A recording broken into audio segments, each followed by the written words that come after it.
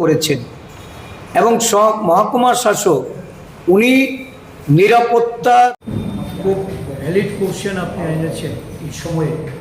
আমি প্রথমেই বলবো যে দেখুন, যে কোনো জনপ্রতিনিধি বা যারা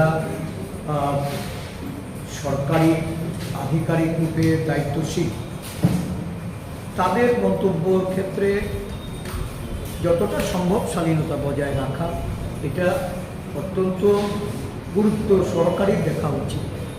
আমিও মনে করি যে এটা এই বিষয়টা যাতে কোনোভাবেই এটা লঙ্ঘিত না। কিন্তু আমি অবাক হয়ে দেখলাম যে চুত্তাখলায় যে কর্মসূচি ছিল, এটা শহীদদের প্রতি যে শ্রদ্ধা জ্ঞাপন অনুষ্ঠান, এবং এটা দলের তরফ থেকে বোধহয় অনুমতি নিয়েই করা হচ্ছিল, এবং সেখানে পুলিশ প্রশাসনের বাধাপ্রাপ্ত হয়ে বিরোধী দলনেতার যে বক্তব্যটা উঠে এসছে। তো আমি এই পরিপ্রেক্ষিতে বলবো, এর আগেও তো অনেক ঘটনা ঘটে। বিরোধী দলনেতা এই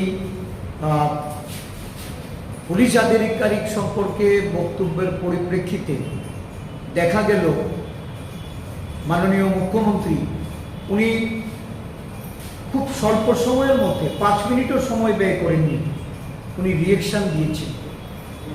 কিন্তু তার আগেও এরকম অনেকগুলি ঘটনা জনপ্রতিনিধিদের দ্বারা হয়েছে। এটা খুব বেশি দিন আগের কথা নয়।